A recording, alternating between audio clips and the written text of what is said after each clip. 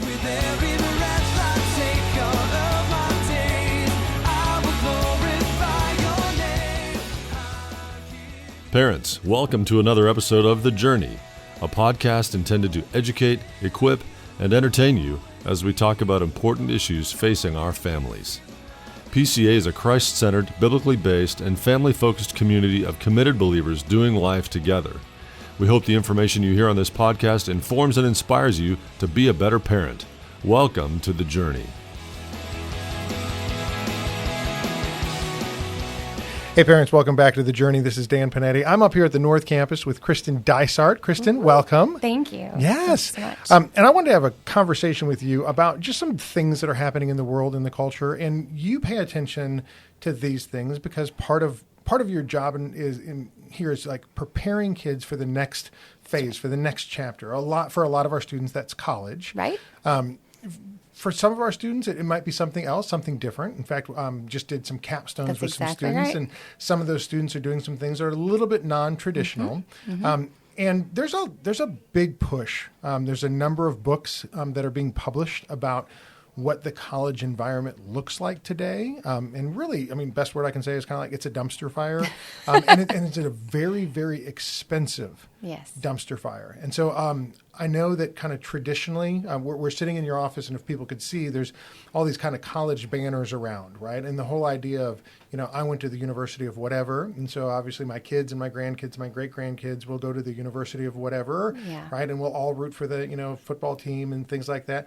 I think things are changing. Yeah. Right. I think Absolutely. there's a definite move here in a direction that I'll say this, I'm not anti-college, but I'm much more discerning that I think our parents really need to kind of grasp a reality of, hey, listen, we're preparing your kids to be successful in life.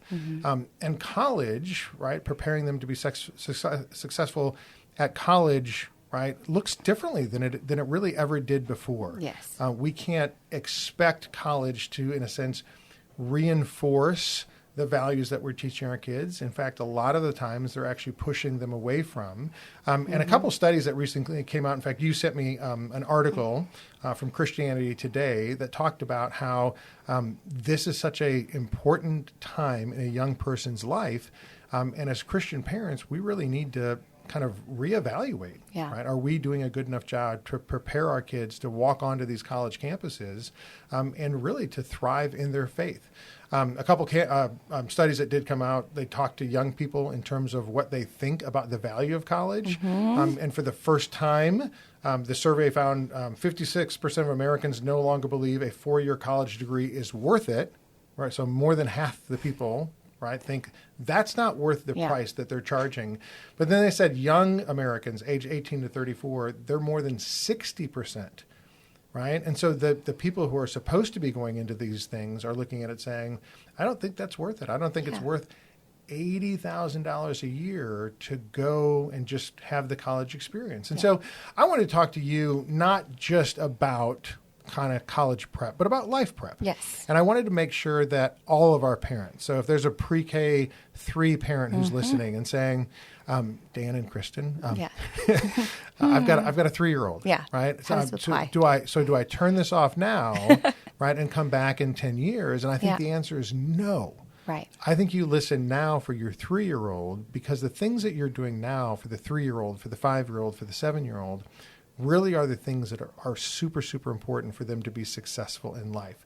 So I just wanted to kind of have that conversation with you and get your perspective on that in terms of what do our parents need to be doing and what is important from your perspective on preparing our kids for life. So where do you want to start? I'm just going to kind of recap exactly what you just said. Yes. So yes, although like PCA is a college prep school. And so what I say to my students, to our parents is your student will be well equipped for that if that's what they decide to do. Yes. And I think we all... If that's where God's called them, that's exactly right. They will be equipped and prepared. And we want them to have that experience. Exactly. We want them to be great students and all of those things. And so it's not, can you do it? You absolutely can. Absolutely. It is it the best option for you? And I like the research is showing and all those things. There's a couple of pieces there. That article from Christianity Today does talk about the price versus the cost. Yes. And so it's this idea of even when you're determining a college, Is it just the sticker price that we look at, or is it the teachers, the professional, or can't even say it, professors, the programs that the school is offering? Do you consider that, or is it my kid's going to go to the most affordable school? And the story that he started with, I'll say this. That's right. Because it may be one particular story, but I've heard that story in its variation over and over and over and over again, and that is, pretty solid Christian kid walks onto a state university at some wherever, and they walk away from their faith. Right. Right. And they get involved in, the lifestyle of the world. Right. And they push back on the things that, the parents kind of thought were pillars of their faith, and they were solid in their foundation. And, they're going to walk onto a college campus and just, they're going to keep on going to church because, we drug them to church, at least one Sunday a month. Yeah. But they're going to be consistent in it. And so many kids walk away from that. And I think that's what the article was talking about is, is it really worth sending your kid to a place that's going to be pushing back so dramatically on their faith? And I think a lot of people don't understand most college campuses now, I don't know what it is, right? What percentage or where, but most college campuses, I think, are kind of antithetical to a Christian faith.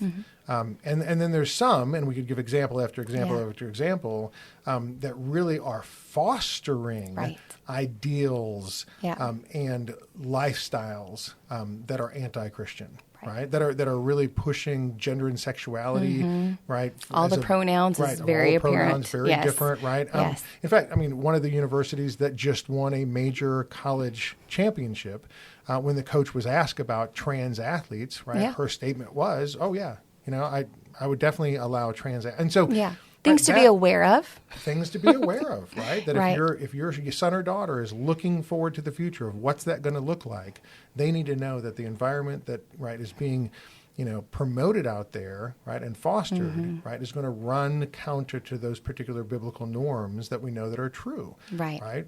That there is truth, that there are male and female in terms of gender, right, and then just fostering a lifestyle that would be consistent with a person walking with the Lord, right, and trying to avoid a sin, right, sinful lifestyle that a lot of the college campus is not right producing a healthy biblical lifestyle, right, and so you see that concept as you're paying attention, right, and preparing our kids for the college life as well. That a lot of those things are happening. And here's a cool piece about that. Schools are very transparent about whatever the agenda they're pushing. So that's anyone can look up a school anytime and kind of see where they are on things. But I think the onus goes back to those conversations with our kids. And what are they looking for in the future and why? It kind of goes back to some of these other articles.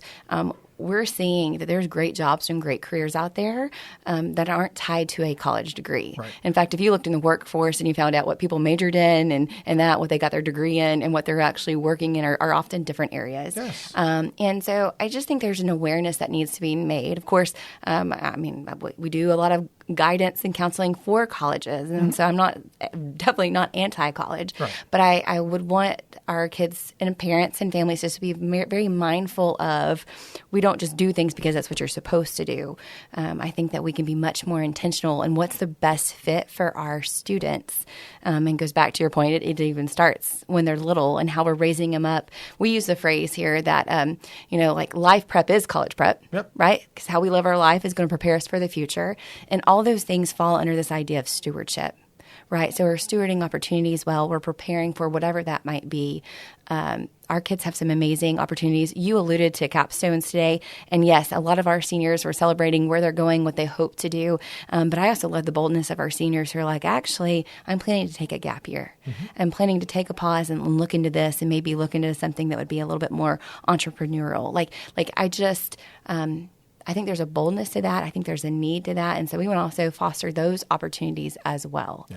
So I think that's a big thing. I think you're going to see colleges begin to make some major shifts. I was telling you about, I listened to Malcolm Gladwell's, revisionist history. And he was talking about Hope College, which is up in Holland, Michigan. And there was a new president that came in. And they're changing their price structure. And so they have a group of students that are going through that they're not paying in advance for college. Right? They're saying, hey, you're going to go to college for free. And then when you leave and you graduate, you're going to give back to the university what you think is worth it. right? What was your Yeah. education worth? Yeah, Then to you you. give that back, right? And I was just like, and his thing was, right, that so many, we don't even understand this, right? Yeah. But so many universities have not millions of dollars in endowment, but billions of dollars in endowment that they don't even need to charge students, right? And he used, in his particular show, he used Princeton as an example, and he said Princeton has a $40 billion endowment, right? And so they could run Yeah. a $3 billion university, right, without charging students anything. And he's like, and then the cool thing is last year a Princeton grad, right, gave a $300 million gift back to his school. Yeah, because right? it was worth it. Because it was to him. worth it to Yep. him. Yep. Right? And so Yep. he's like, maybe colleges need to kind of get on the bandwagon and say, hey, instead of charging people $100,000 for something that they hope is worth it, Right. why don't you not charge them anything and then let them pay you Yeah. back what they find the value in? I bet your retention rate for that school would be much higher. Well, and he just the, said the I mean, education and piece, it the just onus. started there, Yeah, but he's saying yeah. that group of students is already starting to perform better. I bet so. Right, because they have that idea of like, hey, I've got to make this worthwhile for me. That's right. You know what I mean? So That could be fun. here's the thing. Let's talk to those parents in terms of like the life prep aspects, because I think the value of what we're trying to instill in these students while they're here at PCA North, right, is the concepts of what things do you see as being like, the non-negotiables, the Yes. things that you say, hey, parents, make sure that your kids have these things right. before they go off to that next particular stage. So where would you start for that for Well, our parents? I mean, we start when they're little. And I know we've kind of alluded this to before, but there's a couple of things there of like, we're going to let our kids make mistakes when they're little. Yep. We're going to give kids the opportunity to even, back in the playground days, we would go on the playground Yep. and we would have an argument. And you wouldn't go tell the teacher. You'd solve the argument. And so I think more and more we've got to equip kids with their own skills. Right. They don't need to bring it to mom and dad. Yeah. They can figure it out. So no. you're seeing the same Yeah. thing that I'm seeing, right? You probably see it. I read about it. Yeah. But we're seeing how parents are not allowing their kids to fail. Right. Even not in first and second grade on the playground, but even high school, college, and career, Right. where parents are going on interviews. Yes, I Right? have For heard college this. interviews, parents Yes. are there answering Yep. questions. Yep. Right? For the first job. Right? Parents Or are even showing up- calling whenever they don't like the answer that their kid received and Yes, saying, "How dare par- you?" And parents are hopping in here, right? Yes. And that is, in a sense, it is very damaging, right, to the development of this young person growing into maturity. That's right. Right? That these young kids are not getting the ability to develop that struggle muscle of learning and growing. And I think that's the hard part is parents feel like I can't allow my kids to fail. But the failure, I feel like, is more of a reflection on them That's as a parent exactly. than it is on their kids. Right. Right. Right. Johnny doesn't know he's a failure. Right. Right. Right. He did the best he could. Right. But you Yeah. know that that's not up to standard or par with what you want. And so as a parent, we step in, right? We help out. And in doing so, we've actually hurt our We've made sons it and worse. daughters. We've made it worse. Well, we've two things there, and this is we're also speaking here as parents. So Yes. I'm a mom of four myself, and I'm definitely walking because do we like to see our kids fail? No. At the same point in time, we know it's good for them. Yes. And the other piece of that, you said struggle muscle, which yes, let's use that. We got to build that, but it's also we're teaching them a narrative that you can't take care of this by yourself. Oh. You need me. Yeah. So you'll never be able to handle this because I've got you. So I think you're right. I can't face this alone. Yep. Actually, you can. You've been well equipped, right? Yeah. And so I think we're actually doing two things that are damaging by not letting them fail. Yeah. And I think we need to clarify, we let the kid fail, but the conversation doesn't stop there. It actually begins there. So how did this happen? What can you do different next time? Yep. Do you need to go and apologize to someone? Like that's the parenting piece. But we got to let the kids kind of navigate that, and then that's what we get to do afterwards. Yeah. I think that's right. I mean, if I had to say, a couple things, right? Those lower school years, That's right? very much so. Really allowing your son and daughter to take on their particular projects, to do the very best with, right? Instilling in them the idea that, we're gonna try our best here. Well, I'm not good at that. Okay, well that's okay. great. We're gonna That's try our your very best. best. We're not gonna focus on what everybody else is doing. Because Right. that's the other thing, right? Comparison is the thief of joy. Mm-hmm. And so much of our lives are comparing ourselves to other people, Yes. right? What vacations they're going on and what That's do they right. look like and all the different things. And it's killing our kids. But allowing them to be successful, right, to the best of their particular ability. Yes. And just understand that school is not set up to demonstrate everybody's ability. Correct. It just isn't. Right. It can't be. Multiple intelligences, Exactly. different strengths, and that's how God made us. Yes. And so, right, because somebody's going to succeed in one particular area, your success may come in a completely different area at a completely different time. Right. You know, and that's one of the reasons why I love like athletics for younger kids, right? Yeah. Just go play, Just have try it. fun, right? And then when you get to a particular age, where you're like, hey, I'm not really good at that. Awesome. You don't have to keep on doing Right. it. But the idea of just, allowing yourself to go and have a good time and, you're the kid who got up Yeah. to bat and struck out. Awesome. But you were out there, right? Right. You tried. You had a good time. I was going to say, Play- it's the trying right, something play different. with your friends. Yes. Enjoy the opportunities. But I think that's a concept for our kids or our parents that we really have to kind of dig in on, right? Right. Is allowing our kids to fail, right? Being okay with that as a parent. Right. So what's next as they get to kind of middle school areas, Yeah. that, 5th, 6th, 7th, 8th grade age range? What do we need to focus on from the So, parents' and it could perspective? actually start a little bit earlier than that, but I do want to make sure that we are still modeling for our kids healthy habits. Yep. Right? So these are the things that we can control. Can we be mindful of taking care of homework when we get home? Like, you know what I mean? The things in the structure in the day, Yep. I think we model that for them. And then we come to middle school and they get a little bit more of an opportunity to stretch that muscle all by Little bit more themselves. So responsibility. always want Yep. that. Let's just be honest, middle school is known for, and it's true, those peer relationships they're so pivotal. They can be tough. They can be very tough. Yes. And so I think one of the main things that we can do or should be doing is leaning into our students understanding their identity, Mm-hmm. right? So, and elementary age, man, we're happy-go-lucky. We're Right. trying all the things, and we get to middle school and we notice Everybody's our best friend in Everyone's our lower best school. friend, and then we get to middle school and that's not the case, and so and so does this and that, and I wasn't included, and so it's navigating all that, and who should I be? The boys seem to like this kind of a girl, so I think it's really important that. Our middle school student age, and it could be both a little bit earlier, a little bit later, depending on development, we start to focus more on our identity in Christ. And what does that look like? We focus that out even more, I would say, when they get to high school as well. This is an ongoing thing, but part of that is also recognizing how has God equipped me? What are some of my gifts and abilities? And it might look different than my friend, That's right. and that's okay. I use the phrase all the time in here, and something as simple as maybe my middle school students are picking electives, but I want to be in art because my friend's in art.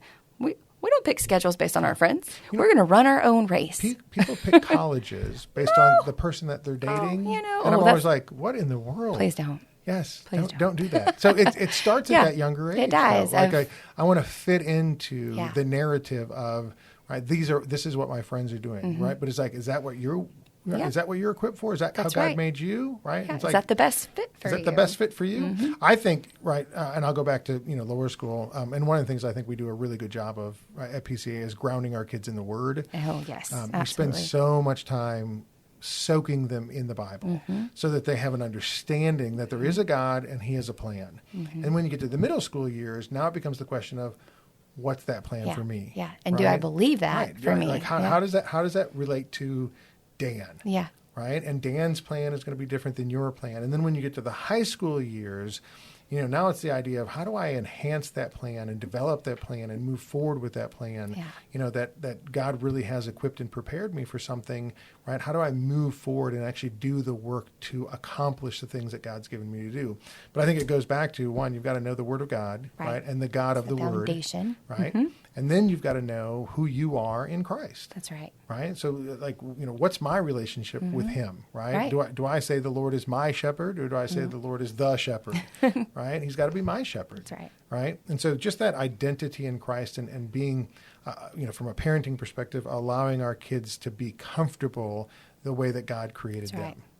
I would even take it a step further and also be comfortable when they're not invited to the party. Yeah. And how do you navigate that? Those are the same principles that if and when they go to college, they'll have to navigate that same That's right. feeling. Absolutely. So under your guidance and direction in the household, they've already been taught that skill. Yeah. So that in the future, when these opportunities come up or they're trying to figure out, man, now I've been exposed to all these things that maybe I didn't see as a kid. How do I navigate that? You're going to navigate it the same way. It's your identity. And that's how, so again, life prep is college prep. Yep. And it does start in middle school. Yep. Well, actually before that. And middle school, through Yeah. college, right? Yeah. The whole idea of fitting in versus standing out. Yes.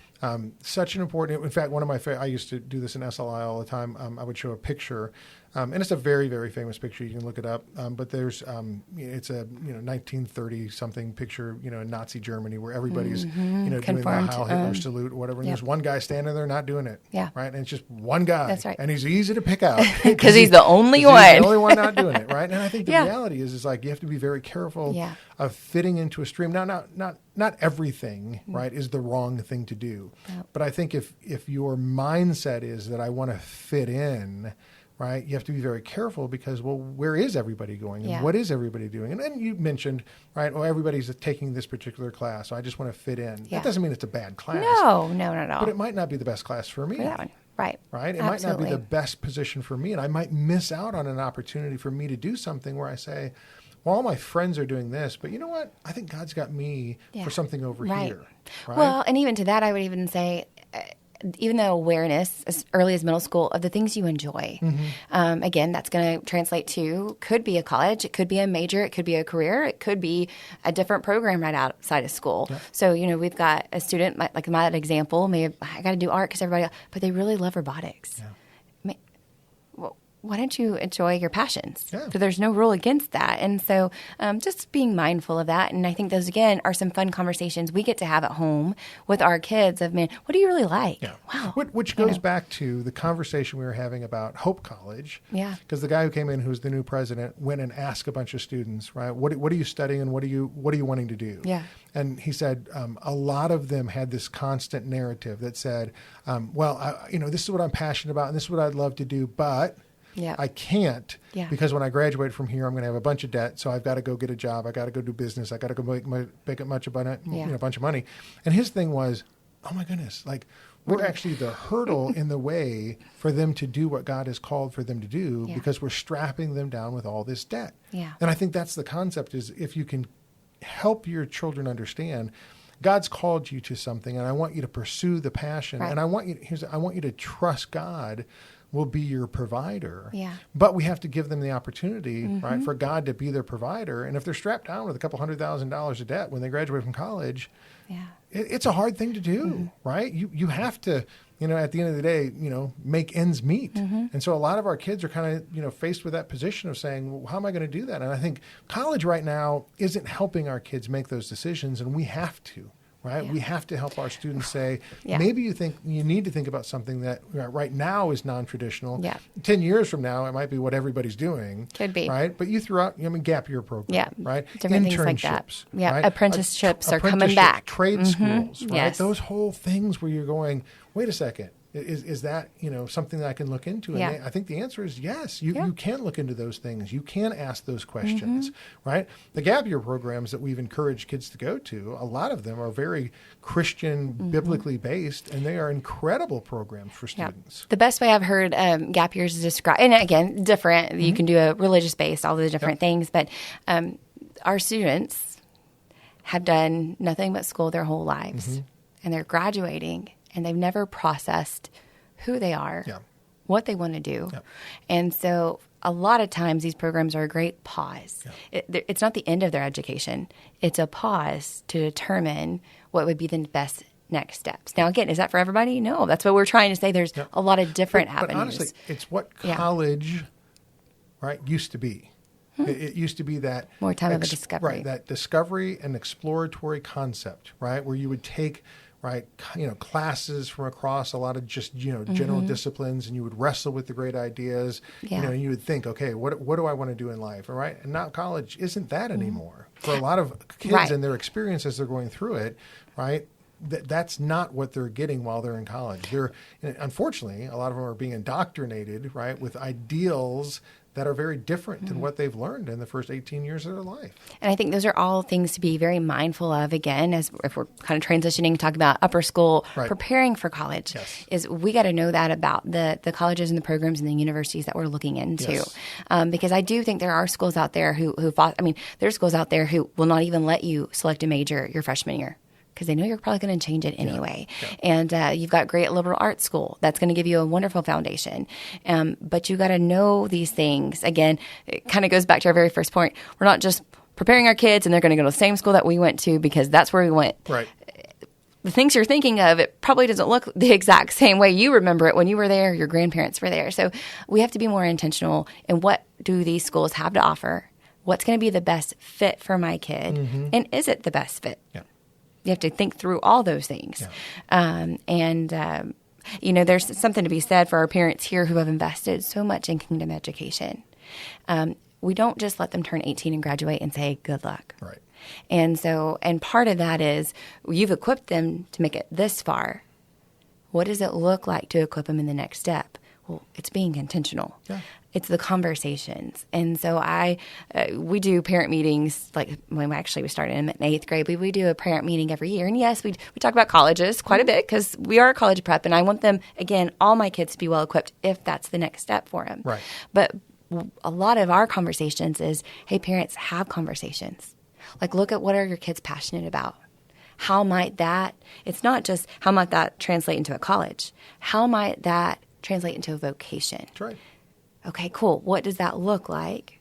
And then what are the steps to work backwards from there? And so I think that's really an important piece is we can never have too many conversations with our kids about, we've got their natural gifted abilities. God gave them those. How are we going to use them?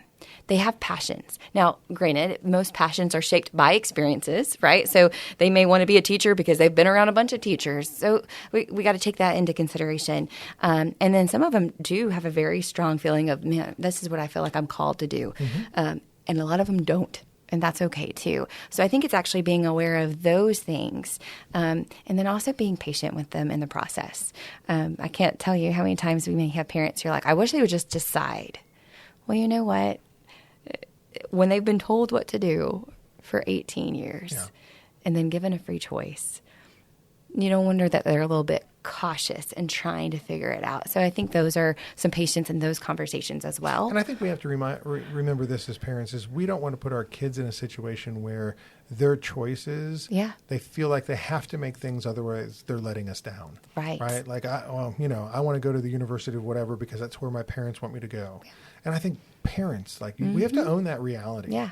Right? If your kid wants to do something different, and there's an opportunity for them to do and to grow and to be grounded in their faith and to pursue something, you know what? Here's the deal. It may not be right that the greatest thing that you go, oh, hey, I wish they had done this, but we've got to let our kids try some things. Yeah. And again, the whole back in first and second grade failure thing.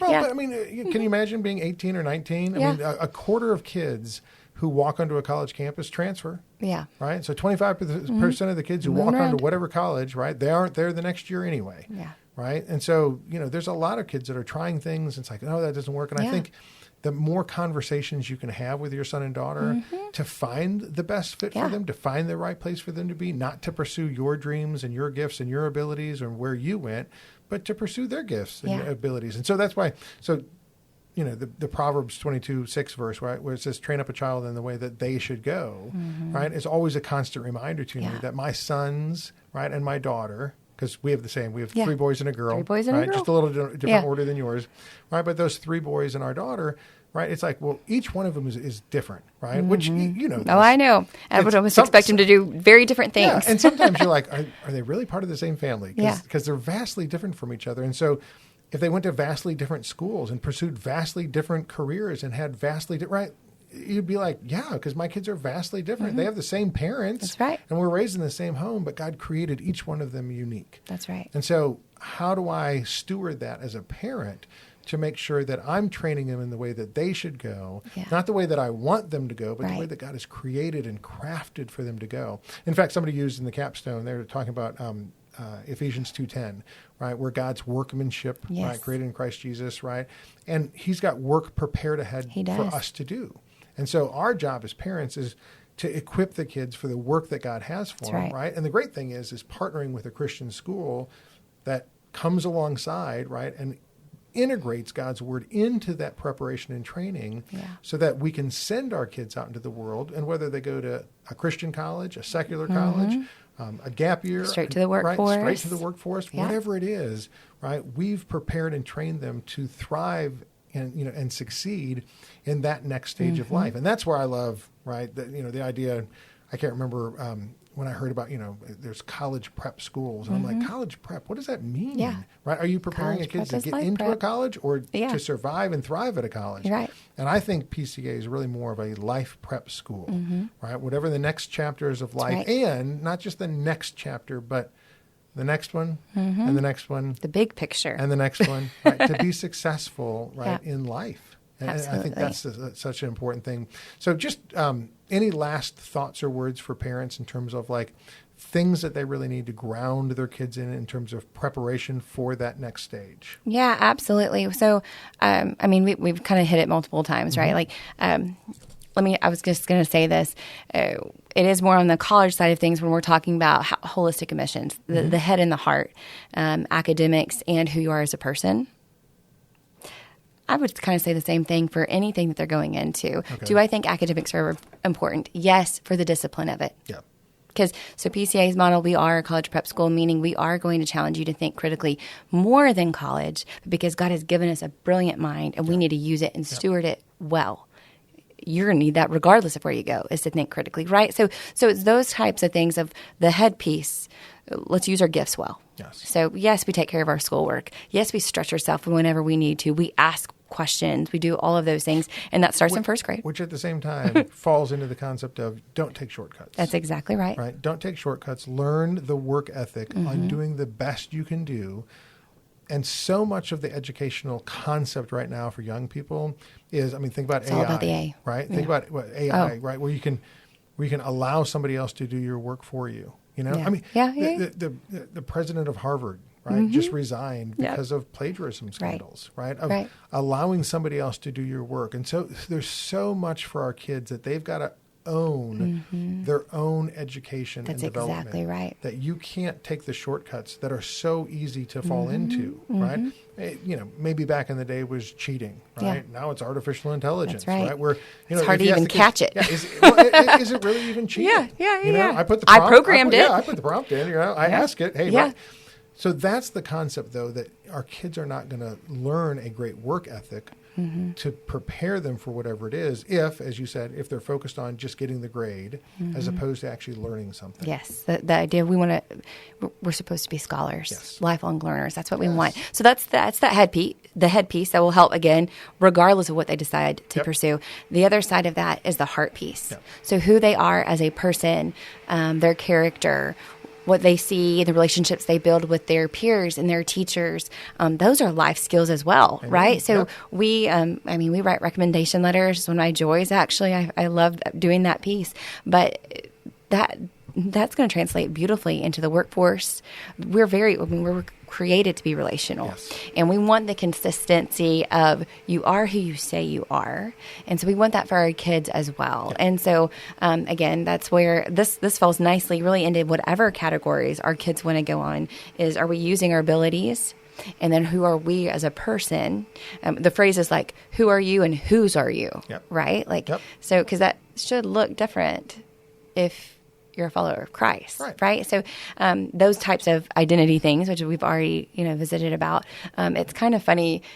There was a book years ago. It's I can't remember the exact, but it was a comic, and it was the idea of everything I ever needed to know about life I learned in kindergarten. Right. Like you've heard this before, but really. Some of those same concepts of I'm going to work hard, I'm going to fail, I'm going to get back and try again. I'm going to be in the right relationship. I'm going to be obedient to my parents. Learning all these things. I'm going to get up and try every day. Yes. Take full advantage of those opportunities. Like it's the same skills we practice all throughout life. Yep. So I'm just grateful for this opportunity to talk about it because I think sometimes we as parents, and then it kind of translates over to our kids, we get so focused on our plan, Well, this is our plan. This is what we're going to do. We're going to play the GPA game. We're going to do this. We're going to plan out everything. Yep. And you get worried that if your kid doesn't get into the right college, Yes. they're not going to be successful That's in life. right. And you're like, How small is yeah, God if that very was small, the case? right? I mean, Yeah, I was thinking about Admiral McRaven, who spoke at UT's commencement address a number of years ago, right? It came out and it was kind of the famous speech, and he wrote the book on it, right? Make Your Bed, right? And it's just like, you want to be successful in life, Yeah. right? Learn how to make your bed. And you're like, It's small things. but he's just like, here's the deal. If you start with something successful in the morning, you'll be on the road in the path for success the rest of the day because right. you've already done something. That's right. And so all of a sudden, right now, now 8 o'clock comes and you're successful, and 9 o'clock comes. But he's like, if you can't start off with something successful, Yeah. right? How far does the day go before you actually do something? It's true. And so it's just, it's little tips like this to Yeah. teach our kids. Here's the things that we're teaching you, Yeah. right? The good work ethic, Yeah. The principle of, okay, we failed, but you know what? We're going to pick back up and keep going. The idea that, what's successful for you and what's Yeah. successful for your friends may not be That's the right. same thing, Right. which is great. Yes. Allowing Yeah. them to be unique and handcrafted by God, where they don't have to fit into what every other 12-year-old looks like. Can I also They're add to gonna be that? different. Yes. Celebrating other people's successes. Celebrating other people's successes. And I think the And more we honestly can model that believing too. it, right? Yes, like truly great being job. happy Yes. for somebody else. Fantastic for you. That's a life skill. Even as an adult, we Yes. still need. But man, Yes. if we could teach our kids to do that, then when we get to 12th grade and we're doing a Well, comparison, Can I tell you, done. we can't teach our kids to do something that we're not doing. yes, agreed. Right? So if we are not happy for the success of others as adults, Yes. but we want our kids to do it, can I tell you, our kids will see right That's through it. exactly They're right. like, hey, Mom, Dad, what about, Yeah. right? You. So great stuff. I love it. I know it seems like our job, right? The guidance counselor here, I know a lot of the conversations you have in preparation for the next phase of life really aren't college conversations. They're just conversations about life. And so I'm thrilled you're here. I'm thank you. thrilled, right? Our guidance, department at Plano, same thing. The team down there having the same conversations with those students.